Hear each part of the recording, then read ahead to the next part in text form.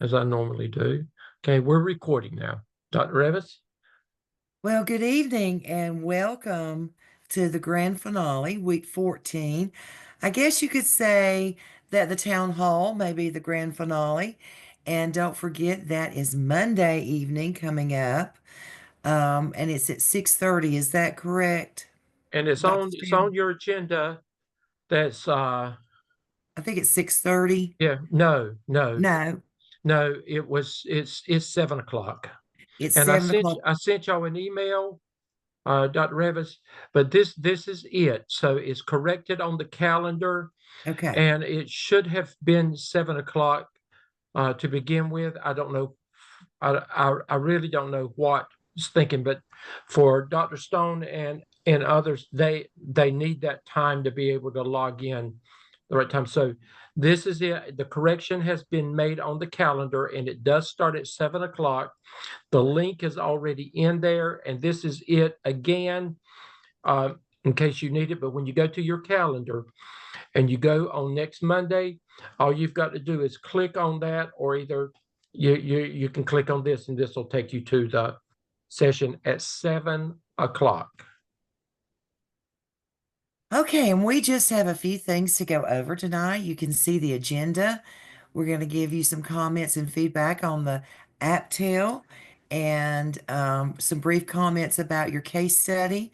And then we'll finish up with, then we'll go over the last few things you have to do. Some of those are in TaskStream, and some of those will be found in your internship course.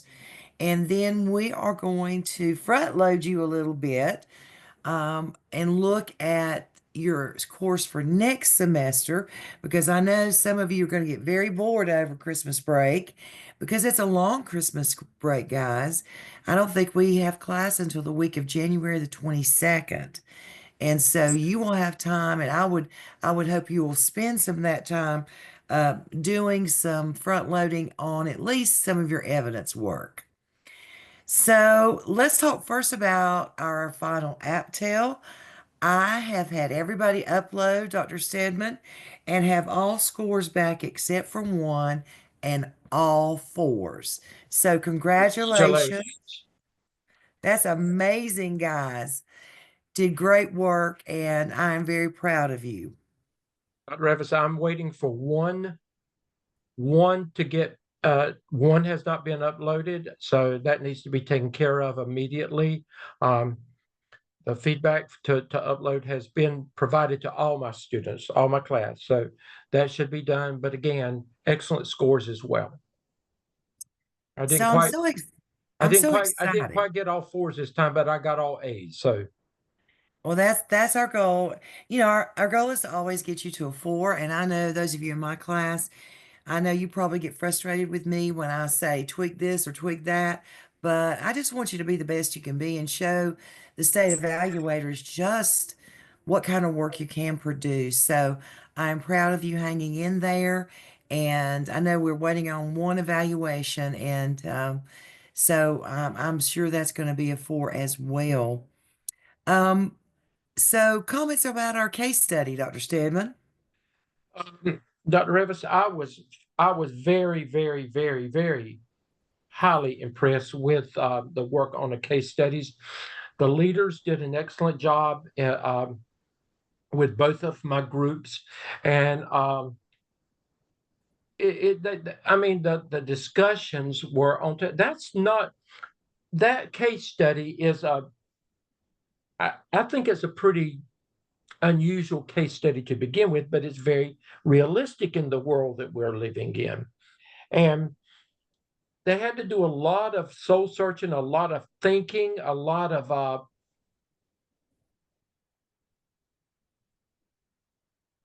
just it's not one of the easiest case studies to delve into. But I think that they did a great job. They all had differences of opinion on some things, but for the most part, they actually came to consensus at the end, and I was surprised at how they brought it. Not surprised. I was pleased with how they brought it all together, and were able to to talk intelligently about it, and and it showed evidence of all that they had learned and how much they had grown over this semester. So, I just say, applaud all of them for a job well done. And my leaders did a great job on this. And I would say the same thing for our teams. Did a great job. I was looking for things like, and guys, as you become a school administrator, whenever you're addressed with problem solving, I always encourage you to first start with your data and look at the data. And a lot of you brought that in with the APTA. Well, what data is she using as a Mhm. reason to even start down this road of various types of evaluation? And always start with that data. And the next thing you need to go to is the research. And I'm not talking about just looking around to your neighbor's school or, this friend or that friend. I'm talking about going to your research and trying to find those root causes and solutions always. About it will help guide you and help give you some valid information. I don't care what kind of problem you're looking at in your school. Start with your data, then do your research, and then you can present things to your PLC, whether that be your school leadership team, school improvement team, or whomever. But I think that will carry you far if you will remember just to do those things when you become a school principal. Um, Dr. Revis, I'd like, uh, to spend not a lot of time. I'd like for us to just, and everybody can't comment, but I'd like, um, three or four to comment, based on your experience in this program, because this helps Dr. Revis and me. Based on your experience in this program, um, looking at this case study, if you would have had this case study at the very beginning of the semester, and we have said, okay, we want your team to come together and look at it, versus when you had the case study, at the end of your APTEL work, talk about, how you may have looked at things differently, or and it's okay to teach how you feel like you have grown in this process, and how the program did or did not help you get to the point where you were able to have the discussions that you had. Just anybody just chime in and just give Dr. Revis and me some feedback, and basically about the program, and how it has or has not um, helped you where to the point where you are now. I think I know the answer, that it's helped all of you, but we don't want to assume anything. Who will chime in? I'll go. Okay, go ahead, Nay. Well, it has definitely helped me. I must say, I was that one for getting started, and I literally had to say, wow, if that case study was the first thing I had to do, I might not be here right now, to be honest. Actually, I had a great team to work with, Sam and Heather, and they gave a lot of input, as well as Dr. Revis, because I'm gonna tell you up front, my paper stayed red for a moment until I, started with the research. So I'm grateful. I am grateful because yeah. And I knew that you start with the data, but the process of the research part was what really got me. So I'm grateful. Okay. I've learned a lot. Okay. You Because I know remember, that I'm a different type of learner. Nate, remember when we had our first class, and again we talked about the, looking at things differently, and I remember I had the two different hats, and I talked about taking off your teacher hat and putting on your principal hat. Since you're talking now, do you feel like that that you've got on that principal hat now, and you understand better why your principal administration does the things they do, or does it make much better sense for you now, and have more concrete reasoning? It does make sense now, because at first, I just had the teacher hat on. So, like, why are you doing this? And not looking at the bigger picture, and knowing, what district protocols are, as well as how to literally bring in, or to get the buy-in from everybody. I guess I was just looking at from my perspective. So I definitely have learned a lot, Thank you, because thank you, I Nay. could see things, and now I can say, oh, okay, based off the research, now I see why you are doing this. So Okay, I have gained thank you. understanding. Thank you for sharing that. Give me another person. Just basically talk about, how you feel about where you are now, based on where you were when you first started. I'll go. Okay? So for me, it's a little different for my experience because I'm not in the classroom. I am an instructional lead at my school. So it gave me a different set of tools because I knew sometimes why the decisions were made. However, I'm a data person and I need policy. So now I have that piece on why we made that decision instead of the other decision that could have got us to the same result. And it also gave me the language to have the conversation with the administration when we are trying to get buy-in and being able to present certain things to staff. We're at a transition right now where we don't have a principal, we have an interim principal. So it's been a lot of, why are we doing this way? He's not even gonna be here this long. Like, it's been a lot of back and forth, and some stuff they don't realize with our former principal, because of who he was able to do certain things. Whereas now the district is like, no, y'all need to come back into the fold and y'all have to do this and you're going to do that. And a lot of that came through me, like saying, oh, this is what we're going to do. So now it's like, I can tell you why we're going to do it. I can show you how we're going to do it. And I'm going to put the policy on why we're going to do it, because I had to research all that to do my classwork. Well, great. Great. Thanks for sharing that, Salita. One more person. Don't be shy. Okay. I know Danielle wants to say something.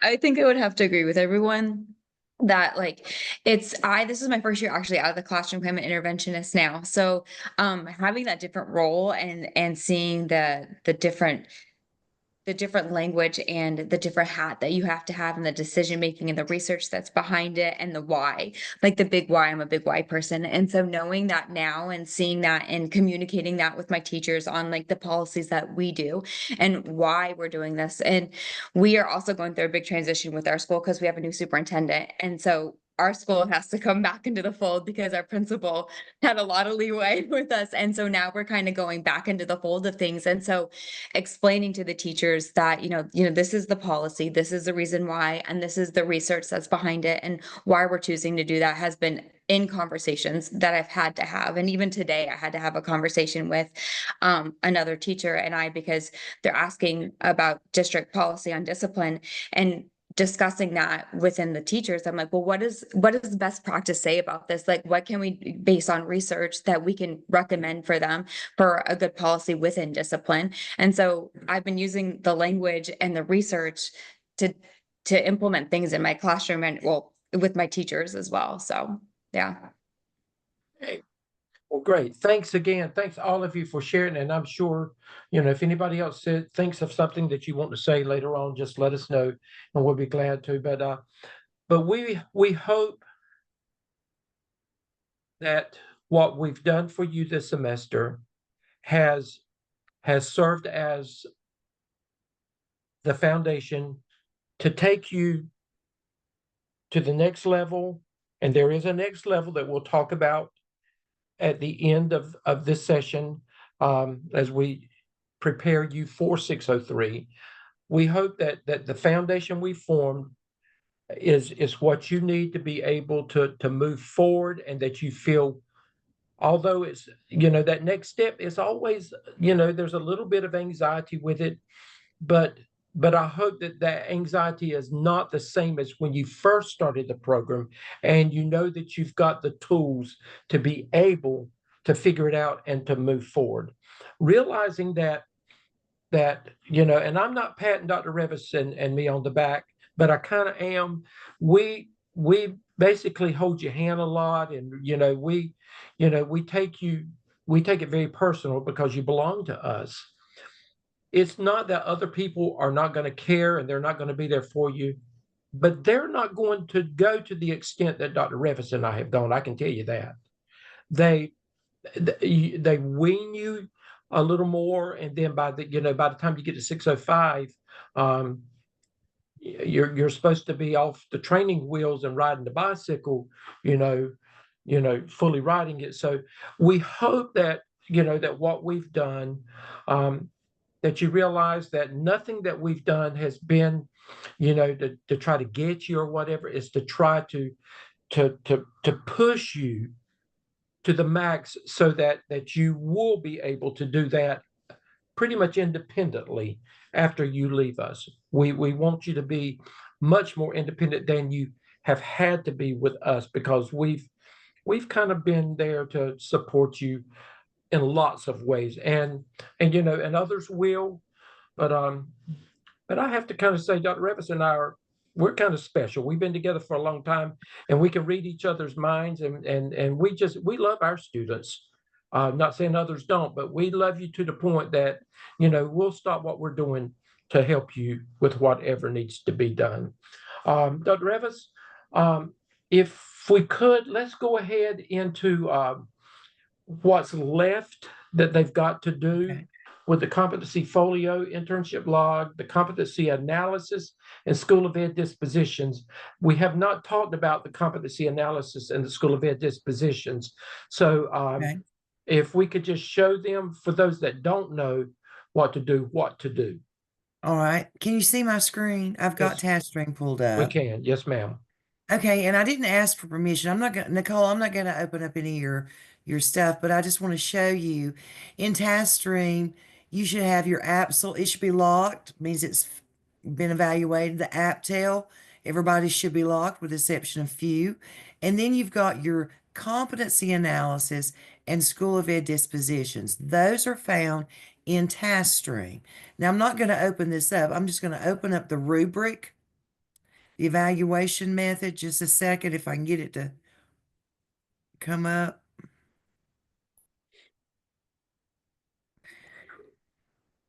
These are self-assessments, both the dispositions and the competency.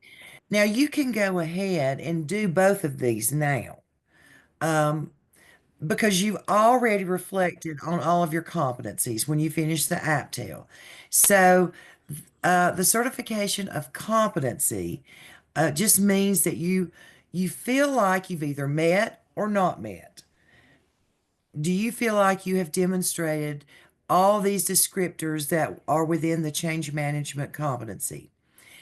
You do not have to put anything in here, because we already have that. Those reflections were in your last task of your APSL and AppTel, and you're also doing a competency artifacts for us as well. So nothing goes in here. You just mark yourself met or not met. I Revis, recommend go that ahead, you because I know what you're going to say. I was going to say it. Go ahead. that you mark met, All right. because we know you've met all of those. You have demonstrated all of those. So you can go through here very quickly. It's all those 21 competencies. Now, with the School of Ed dispositions, Revis, remind them this is not for comments. This is for evaluation. You have to submit it.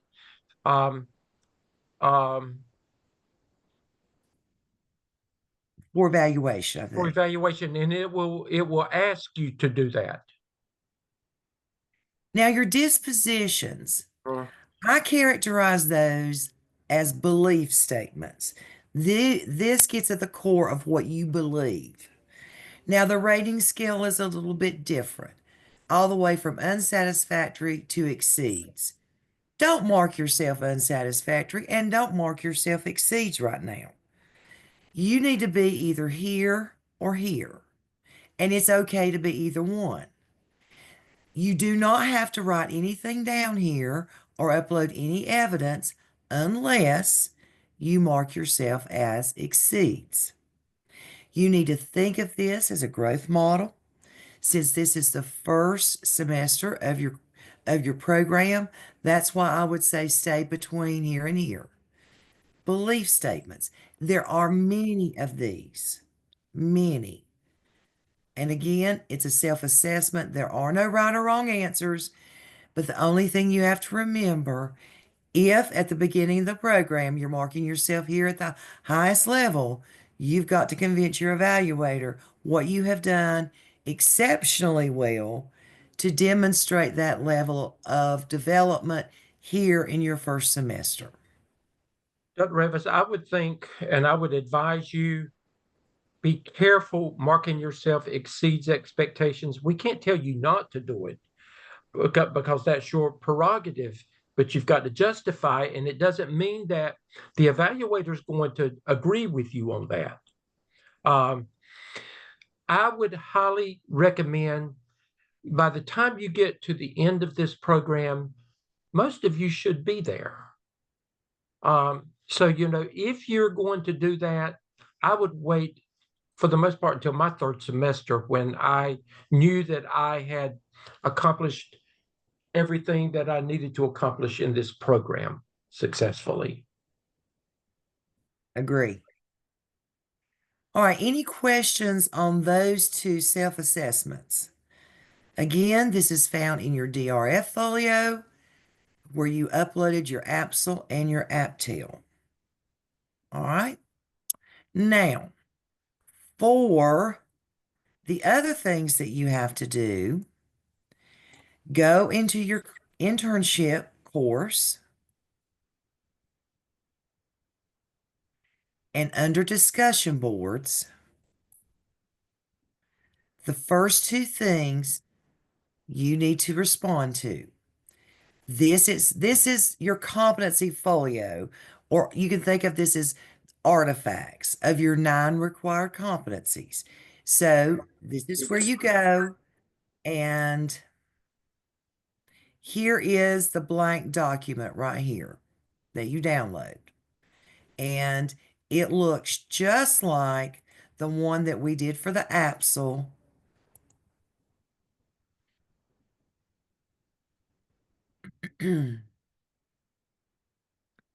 These are the end of the semester, the APTEL requirements. It gives you a brief description, gives you a place where you write your description. I met dialogue and inquiry competency when I did such and this. Remember, we're not looking for anything over 2 or 3 sentences here, and then upload a link to your artifact, or you can upload it right here, however you want to do it. Okay? We want to hold on to this, and Mr. Stone will tell you more about this a little bit on Monday night. But these, we want you to have a place where you hold on to them. Of course, it's a requirement for us, but just remember that you have to complete the 9 remaining ones there. Dr. Revis, let me go ahead and tell them, and Dr. Stone is going to talk about some things on Monday. There are some transitions that's being made in the program, and it will impact you. He'll talk about that. It's not a bad thing, but I would advise you, everything that you have stored for the competency folio, all 21 that you've done for the mid-semester, and now you need to take them out of. Don't just count on them being you being able to go into your course shell for this semester after this semester. Sometimes you can, sometimes you can't. We don't know. Dr. Hamilton said she heard him say, because she went back and listened to it, and I don't remember this, but said that you would not have access to this course shell after this semester. I don't remember that. Did you hear that, Dr. Revis? I don't remember that. But But you anyway, need to let's download your copy. Yeah, let's that's a not take any chances. You need to save this somewhere so that you will have them. So whenever they do figure out how you've got to do things, you've got all of this, and it'll just be a matter of taking this and putting it however it's going to have to be done. So put it in the bank and save it and let it draw interest. And this is going to be for this and for your internship logs. Do it for both of them. And so this right here is for your Absol. Download it. And this one, you can merge the two documents if you want to, but do hold on to them, put them somewhere, do you a folder called competency folio, if nothing else. All right, here's your clinical log. Now, Revis, can I Remember say one more this- thing? You know what? Don't just save it on your computer. What if your computer crashes? You need to put this on a flash drive and save it somewhere until the end of the program. You need to save this because anything could happen to your computer. Or save it to your cloud. Save it to the cloud. Yeah. Yeah. All right, here is where you did your mid-semester. And remember, you had to show 100 hours and you had to get it signed. So this log is just a continuation. All right. Just take that log right here, the one you started with. And Danielle, are you okay with me opening? No, Danielle's not going to be in here. Is Stuart online? Can I open yours up, Stuart? I don't think Stuart's with us. Okay. I am with you. Sorry, I came in Okay, late. I hey, apologize. okay. What can May I I do? download yours and let's look at it just real quickly? Oh, you look at the whole thing. Yeah, I got nothing to hide. Yeah. Okay. I know yours was done very well. And now some of you did a little bit different version. I love it. I really love it. Where you highlighted and color coded. I just think that was great. So, in fact, Dr. Stedman, I think next semester this is what we need to do for everybody. Make everybody do this. Well, then But we'll That's do all it. Savannah Wilson. Thank you, Savannah. all right, Savannah, I couldn't remember who started this, but it's awesome. If you didn't do this, don't worry about it. But he's totaled his, I can't remember where you totaled them now, Stuart. That's down at the bottom somewhere. That's the Yeah, one it's at from the bottom somewhere. halfway through. Yeah. 100 hours. Here it It is. is. All right. Now, he starts in right here. He's just going to add on right here. Okay. He's going to pick up and add on for the last part of the semester. And down here, of course, he's going to change these. These are all be revised. This will be revised. And his site supervisor is going to sign it again. Okay. So you're adding 2. Any questions about the numbers you need to get to? And remember, look at the column. The color column, Dr. Revis. Make sure that with these last 100 hours that you're following the guidelines, that you're not over too much in one and not enough in another. Look at the percentages again. Supervision, they are going to look at with a spyglass. Do not do too many supervisions. And guys, they're not going to go through there and count them up and all that. But if they see too many of them, yeah, they're going to start counting them. I do. Okay. Dr. Revis, I've got a quick question. I got my administrator to sign off on mine today. When I scan that in with the signature at the end, is there a preferred format for that to come through for TaskStream or? Wow. It's not going to TaskStream yet, Stuart. That's why I don't know if you had joined us. We said to make sure that you're saving these. The program is under some changes that y'all will know more about. It'll be mentioned Monday night, but they'll make some of the changes while you're in 603. So the work that you've done for Dr. Revis and me in 601 for your competency folio and for your internship logs will go into whatever they decide or whatever the state has decided that they have to do in January. So make sure that you save these in the cloud on a document somewhere that you'll be able to go back and just pull it and just put it into whatever the system is whenever that decision's made. And I was also wondering, I went over, I think I had 228 hours for my final. When I was talking to the gentleman whose name I can't think of off the top of my head, he said that we could, if we went over the 200 hours, that we could bank hours for the next semester. Is that accurate? No. No, you have to start all over again next semester. Now, Now, go ahead, Dr. Revis. I know now what what you're you going to say can too. what you can do and what he may have meant. Once you submit the log, okay, and we get to December the 5th, anything after that, you can start counting towards next semester. And especially when you go back to school in January, I think most schools go back on January the 6th because of how, so on January 6th, you've got from January 6th until January the 23rd when your class, I think it'll start the 23rd, somewhere thereabout anyway. So you've got it to, you can go ahead and start working on your 200 hours for that semester then. So, Stuart, I think your question to me was in what format? You can put it in a PDF, okay? And save it, and TaskStream will take PDF. I would save it 2 or 3 different ways, okay? But PDFs are okay. Thank you, Stuart, for allowing me to show this. Okay, any questions on either of these things? Your final log and your competency. Your final is just a continuation, and these are the 9 remaining.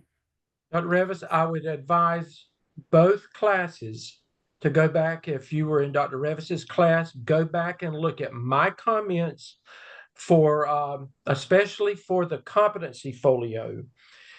And Dr. Revis, my class for Dr. Revis, if we make comments then you need to make sure that you have addressed those changes. And nothing was major, but it was enough that we felt like that it may have been a couple of competencies that looked more like a teacher than it did an administrator. So you needed to go back and fix it so go back and check it, because there were 2 or 3 that I said, you need to go back and look at this. It looks more like a classroom than it does, you doing administrative work. Right. Remember, these are all about leadership outside of the classroom. Right. So, any other questions, comments? Is everybody good? Okay. I have a quick question. Before we start into Dr. Revis, somebody had a question. oh, I'm sorry. It's okay. I was talking low. Can it be an electronic signature on our hours? Like if we do Adobe and they do an electronic signature, do y'all want a wet signature?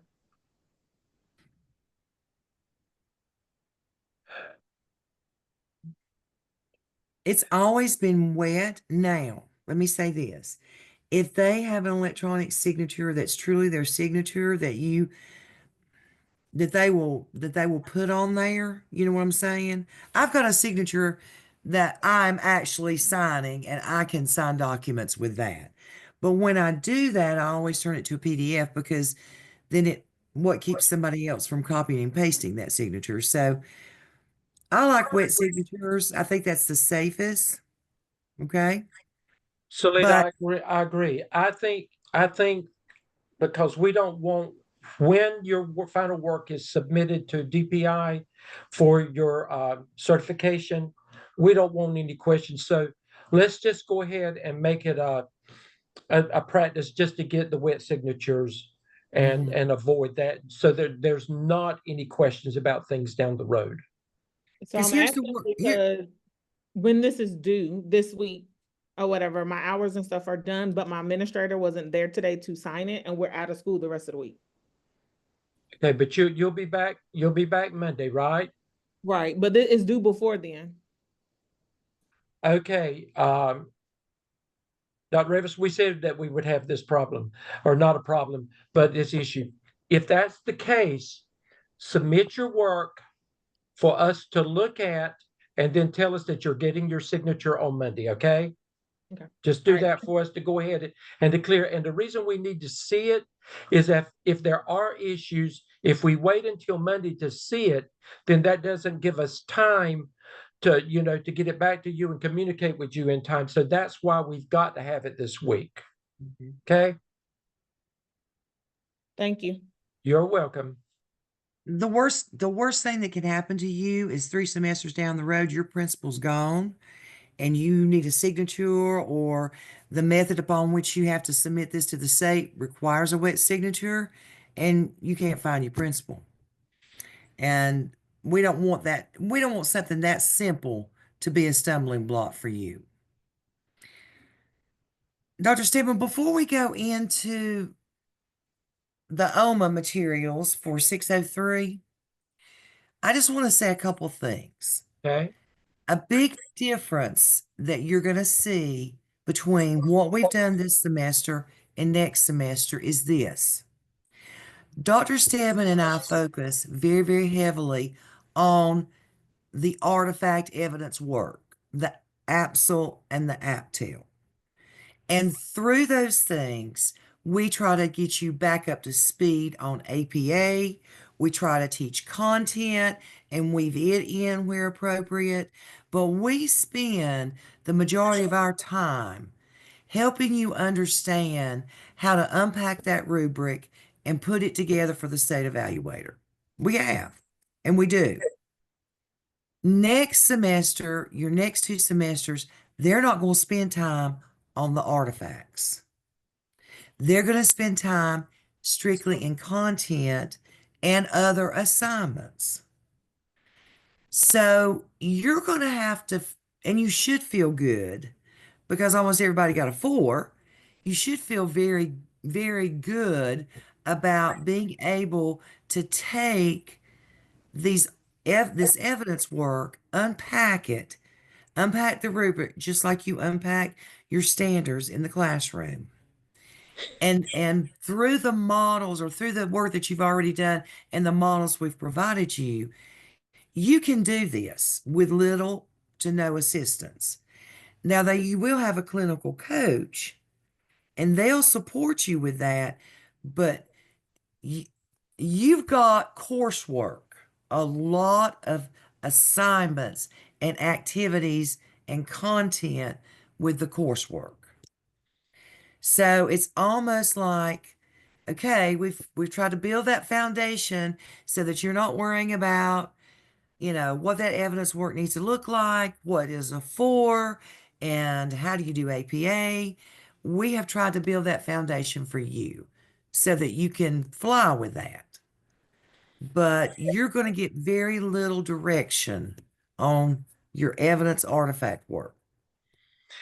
We've given you, for the APSL and the APTEL, remember we gave you helpful hints. You won't get helpful hints in 603. You will get guidance, but you won't get a helpful hints document.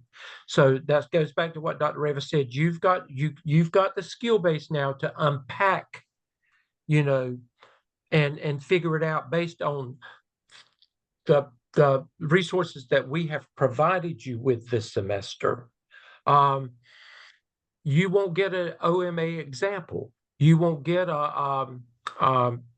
is it the SCIP, Dr. Revis? I think it's yeah. The SCIP. The OMA stands for Organizational Management Analysis, and we'll go into that in a minute. And the SCIP is the Stakeholder Community Involvement Plan.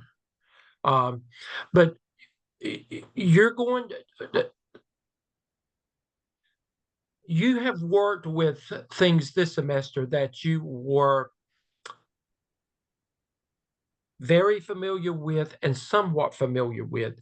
You were very familiar with student achievement because that is the drive of as a teacher, that's the drive of what you do is student achievement. So, you know, even though the processes of things were different, and you know, when you had to work towards that action plan or plan of action, all of that was kind of sort of new. The concept of student achievement was not new. 99% of you have been teachers. So thinking as a teacher and working in from the classroom setting, and then thinking about, you know, what is leadership in that classroom, and then what is leadership outside that classroom that we unveiled. That was not new to you because you have thought that.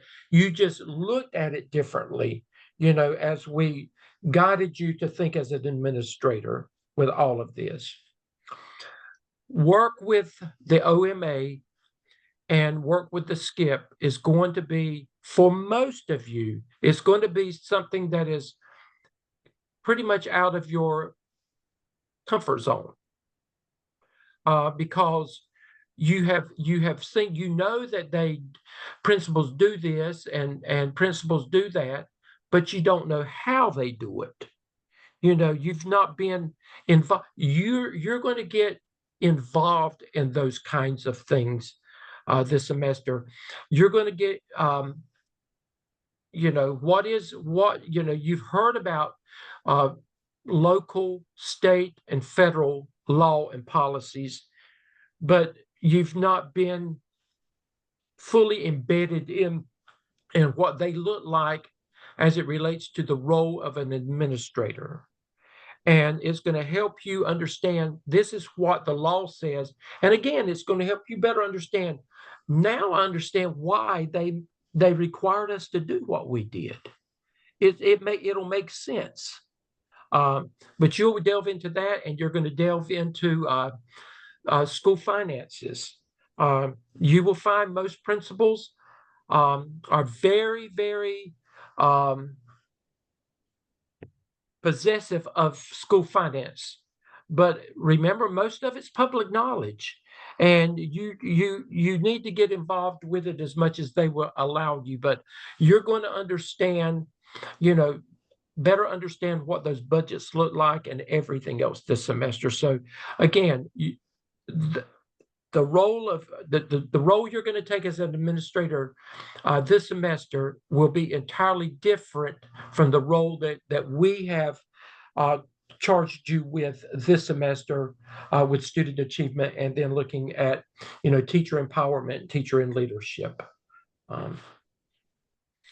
So guys, if you want to find this is under I'm still in your internship course. Under content, you scroll down and you'll see, there we go, OMA materials. And I opened it up and I've already downloaded it.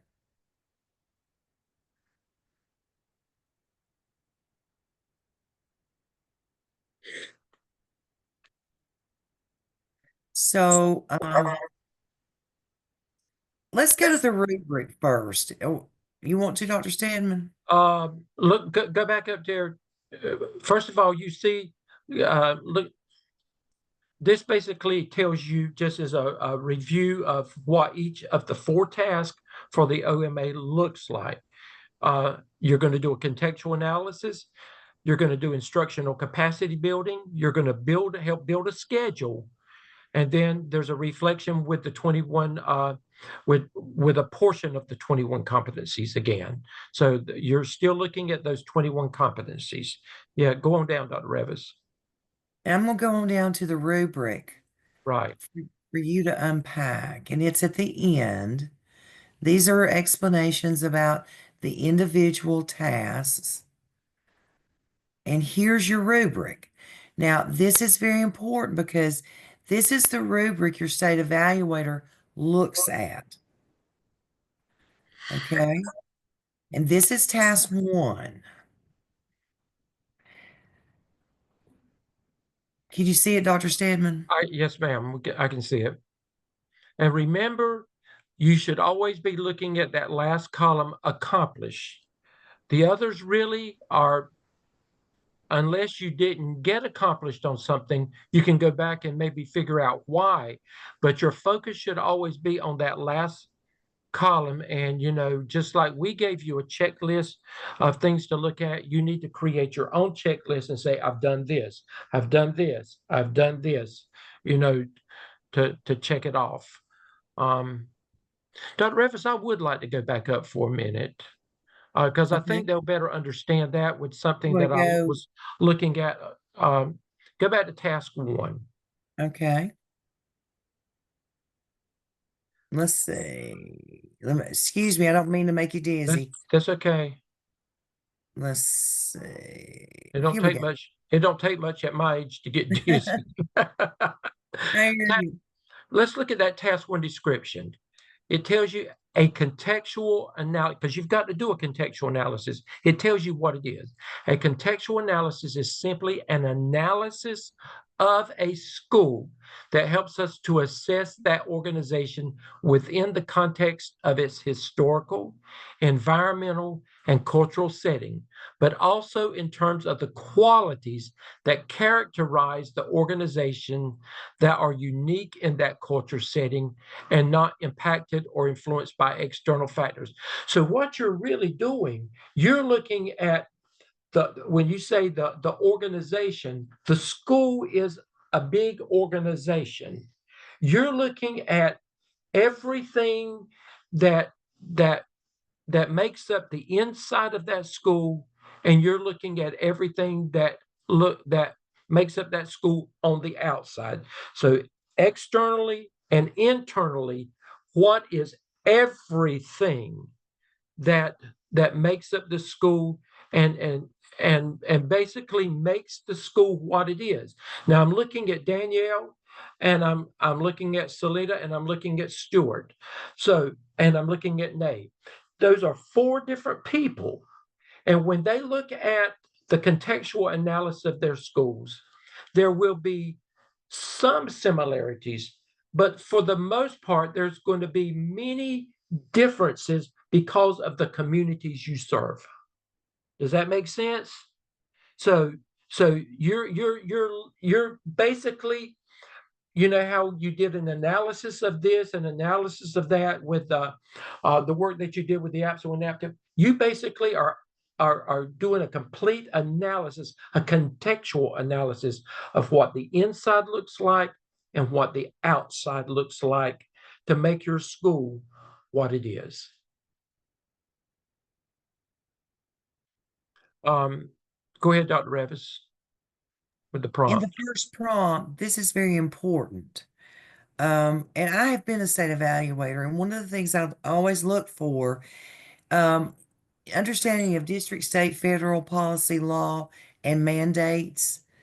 I always made sure that when we talked here, that it wasn't just about the school, but that you also had information about district, state, and federal policy. And including programs to get that exceptional or accomplished, including all programs for exceptional children. And we typically think of our students with disabilities, but it's also our English language learners, our gifted learners. There are many different groups of exceptional learners. And then make sure you delve into the budgeting process and procedures.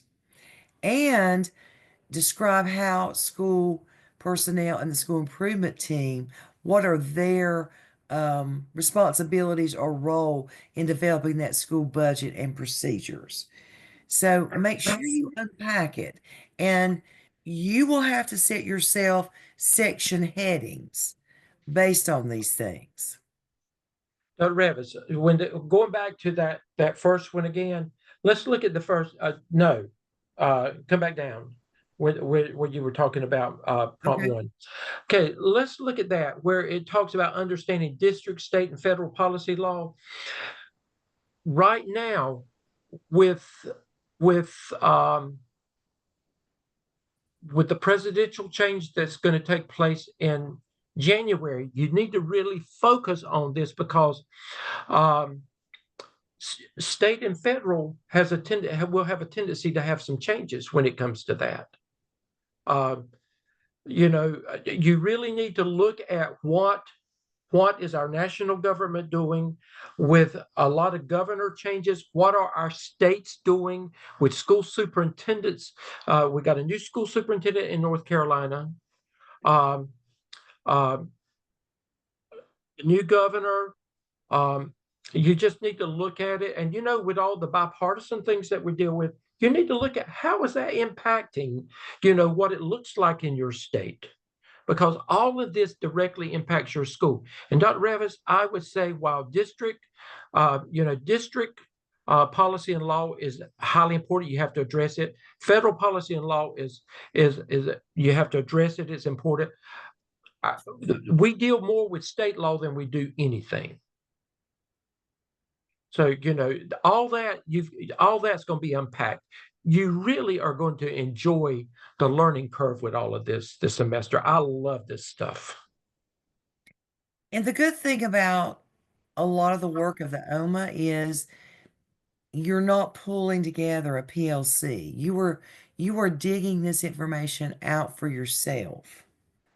A lot of the federal law that you're going to look at, if state and federal law will be like IDEA governing exceptional children or students with disabilities.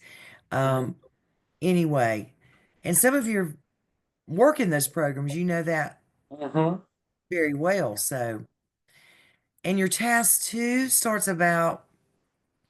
is about instructional capacity building with emphasis on exceptional learner programs. A collection of resources for teaching that a district, school, or grade level or subject area team has to support instruction, and the ability to effectively use these resources to engage students and deepen their learning. So you're going to look at a lot of these things within your school. And this shows some similarities to what you did in the APSL. Okay, so Dr. Revis, what you've got highlighted right there, when you come down to the prompts, it's going to refer you back to those 4 types of instructional resources. So when it refers to the 4 types this is where you go back to and look at them again. Okay, because it's going to refer back to them. And so these are good headings, subheadings that you may have.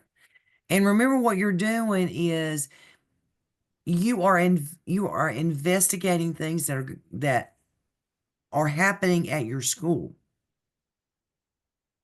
Okay. Okay, and how do you develop a plan for instructional capacity building? And with all these kinds of things. And you've done some of that. A program proposal approved by the site mentor that helps build instructional capacity. You've done some of that within your APSL. We've Needs talked about assessment. formative assessment plans already. Yeah. Professional development plan. Right. You've done that in both of your APTL and your APSL. So you've got some things already. You don't have to start over from scratch to do. But now you But can't cut make paste. sure- You're going to take what you've done and you're going to grow it. Yeah.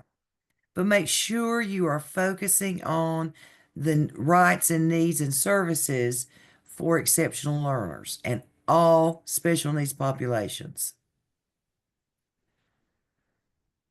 And I think task 3, you are in a good situation for being in spring when you do task 3. Dr. Stedman, you want to talk about that? Right, and I don't know, Salita, you probably have been involved in this, and anybody else that works in a leadership capacity at the schools. You know that in the spring of the year, now I know they're with Power School now, and they're some schools are test piloting the new program, and I cannot remember the name of it. Infinite Campus. Infinite Campus, right? Campus, It will right. solve all of our problems. Oh, yeah. We call it Finite Campus at my school. Right. I have it at my academy, and my people we're struggling with it right now. So we were chosen by the state. We were the lucky one to be, but at least by next year we'll have gone through a year of it, and so that's the way I have to look at it. But anyway, the Power School requires that by the spring of the year, that principals have to have that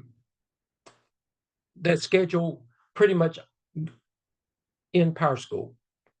So you need to when you get a grasp of what you've got to do, you need to go ahead and talk with your administrator, especially after you come back after Christmas. And you need to say, please allow me to be a part of building the schedule, as a part of my course requirements. If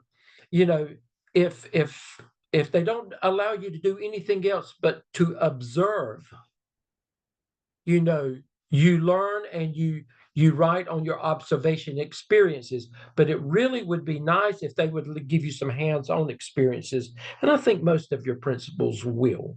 But this is a great opportunity. Now, this is a biggie. That building schedule is a biggie for the OMA. So, make sure that you work really hard on that and make it look good. Okay. You'll find out with the scheduling, it's not just you go in there and build a schedule. The law dictates what that schedule has to look like. State and federal law dictates that schedule. Local policy really can't control that, because local policy cannot supersede state and federal law.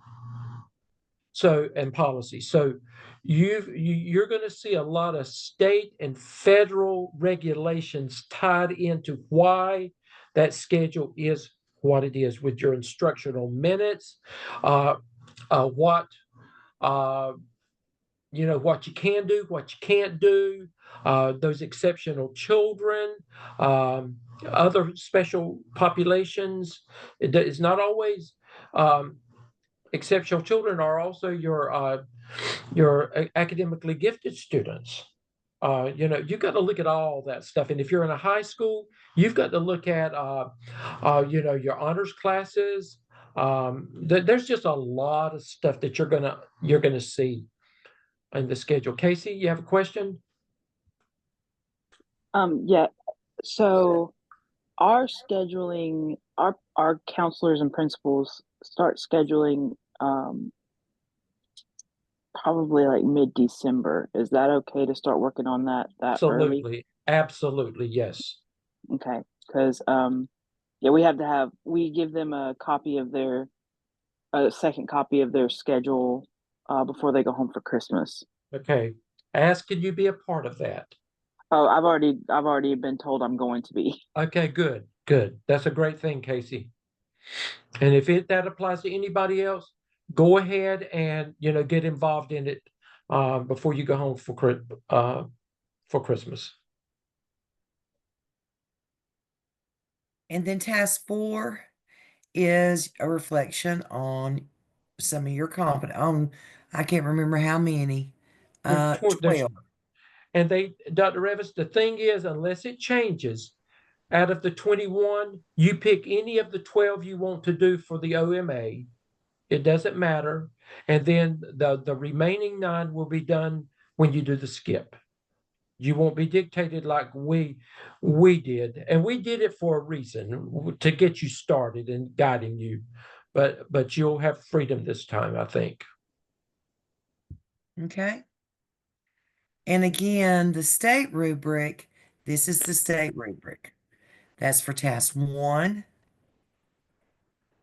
2, 3, and of course, 4. Okay. Dr. Revis, I think the template is in there for them as well. It is. It is. Let's go look at it. Okay.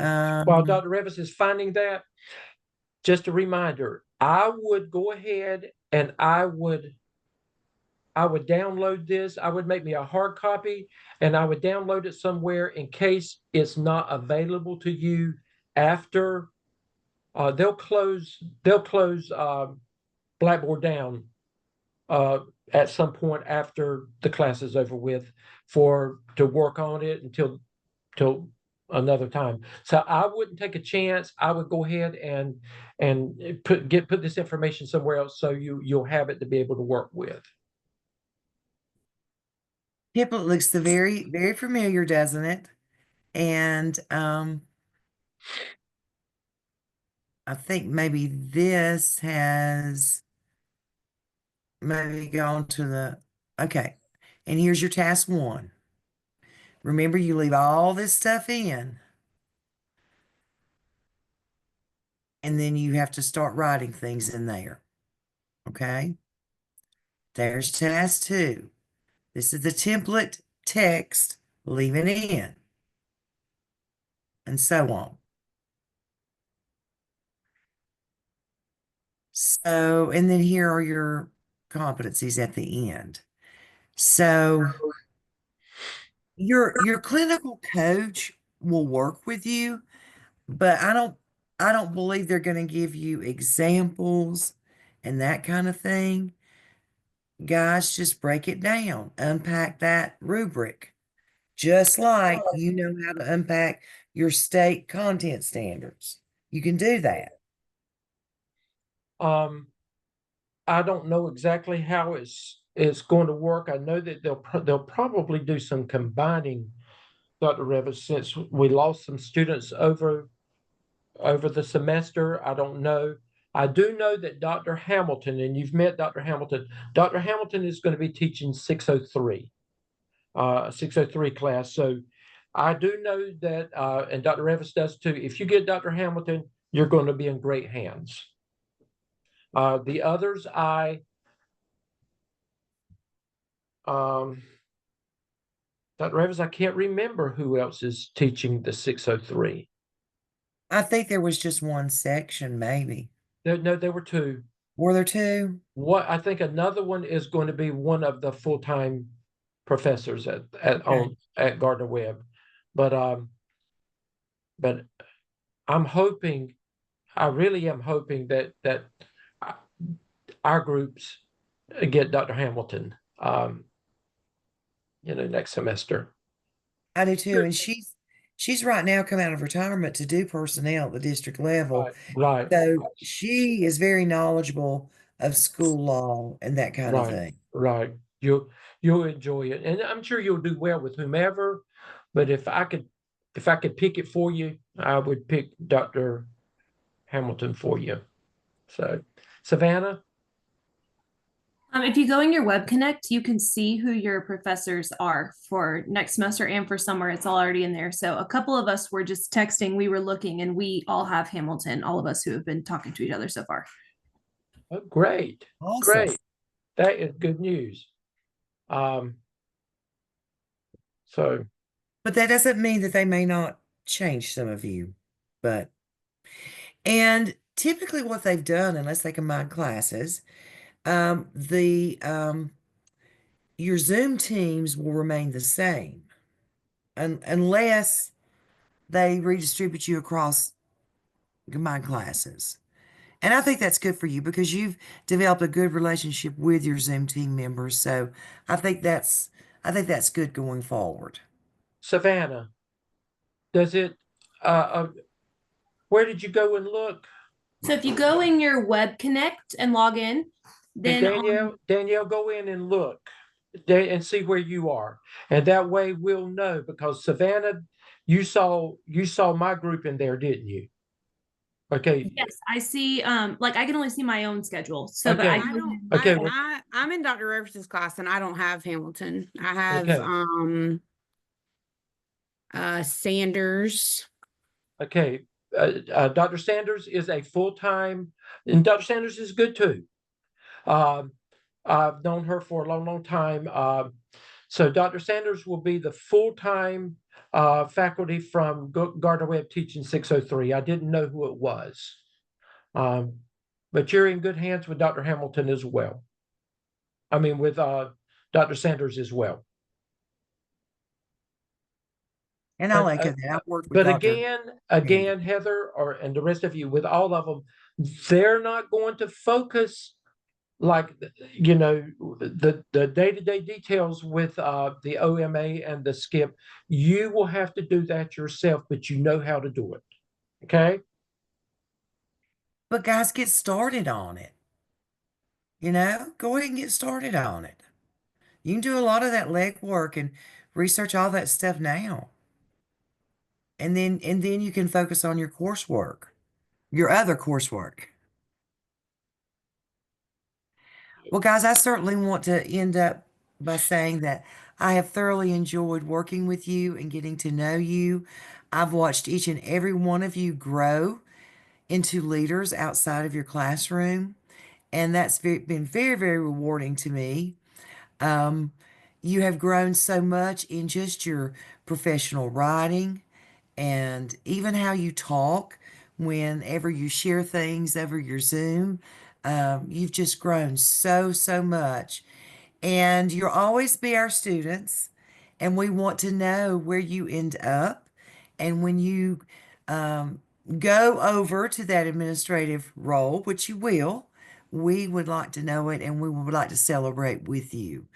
But I wish all of you a wonderful Thanksgiving. We will see you Monday night. It's very important that you be there Monday night. And Dr. Revis, they may hear a few things that we've said over again, but that's okay. that is okay. But my wish for you is to have a wonderful holiday season and enjoy your families. And you can catch your breath, but don't stop working. Just catch your breath. And Godspeed. And I say the same thing. It's a bittersweet thing. I'm proud of you. I know that, you know, we have to let go of you and we have to let you go to the next level. But you know, it's hard when we get to this point because we become so attached to you and you become a part of us. So, but I feel good about where you are. And please, like Dr. Revis said, please stay in touch with us. At some point, you're going to need people to provide references for you. Reach out to Dr. Revis and me. You've got our phone numbers. Keep our phone numbers. Call us. It's okay. You're not ever going to bother us. We do want to keep up with you, and we do want to hear the great things that we know is going to happen for you. And Bobby, you're next door to me, so I promise you I'm still going to go see you in Fairmont very soon. Yes, sir. I look forward to it. Okay. I bet you do, Bobby. Good He night, knows- guys. He knows I'm going to stay on him. See you Monday. Okay, bye, Happy guys. Thanksgiving. Bye-bye. Bye-bye. Thank y'all. Bye-bye.